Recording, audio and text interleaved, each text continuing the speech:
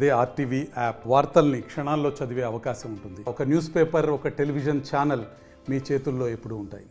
కేంద్రంలో అధికారంలో ఉన్న ప్రధానమంత్రి మోడీ గారి నాయకత్వం గల కేంద్ర ప్రభుత్వం గత 10 ఏళ్లుగా ప్రజా వ్యతిరేక విధానాలు అవలంబిస్తుంది.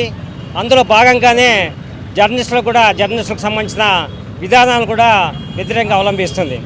ఇటీవల దేశంలో కార్మికుల సంక్షేమం కోసం, అందులో జర్నలిస్టుల కోసం ఏర్పాటైన 40 చట్టాలను రద్దు చేసింది.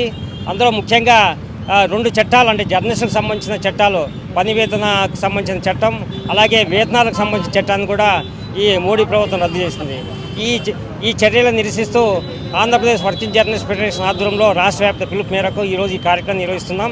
తక్షణమే మోడీ గారు తమ నిర్ణయాలను ఉపసంచుకోవాలి, జర్నలిస్ట్ సంక్షేమానికి పాటుపడాలని డిమాండ్ చేస్తాం. కేంద్ర ప్రభుత్వం ఆంగ్లేయుల కంటే అధ్వానంగా పాలన సాగిస్తూ ఉంది.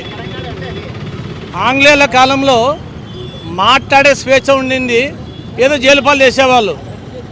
వీళ్ళ ప్రభుత్వంలో మాట్లాడే స్వేచ్ఛ కూడా లేదు. ఉన్న చట్టాలని డాక్టర్ బిఆర్ అంబేద్కర్ గారు ప్రవేశపెట్టిన చట్టాలన్నీ కూడా తుంగలో తొక్కడం మొదలుపెట్టారు.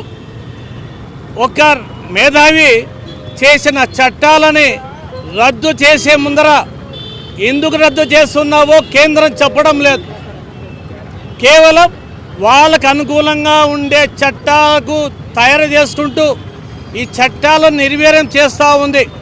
అందుకే ఈరోజు కార్మికుల చట్టాలతో పాటు పాత్రికేయుల ఉనికిని దెబ్బతీసేలా చట్టాలను రద్దు చేయడం అనేది అప్రజాస్వామికం.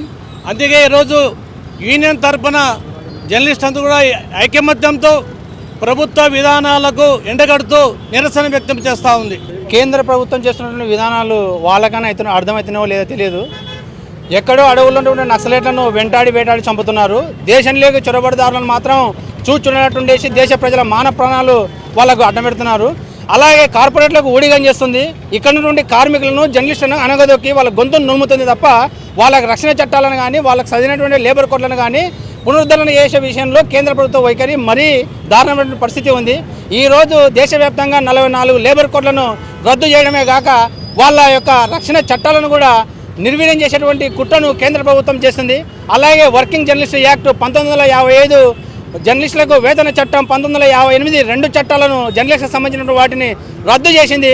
ఈ రద్దు చేసినటువంటి వాటిని వెంటనే పునరుద్ధరించాలని చెప్పేసి కోరుతా ఉన్నాం. అలాగే ఏదైతే 2 లేబర్ కోడ్లు తీసుకొచ్చారో వాటిని రద్దు చేయాలని చెప్పేసి మేము కోరుతా ఉన్నాం. మరిన్ని వీడియోస్ కోసం ఛానల్ ని సబ్స్క్రైబ్ చేయండి, లేటెస్ట్ అప్డేట్స్ కోసం వాట్సాప్ ఛానల్ ని ఫాలో చేయండి, అండ్ లింక్ డిస్క్రిప్షన్ లో ఉంది.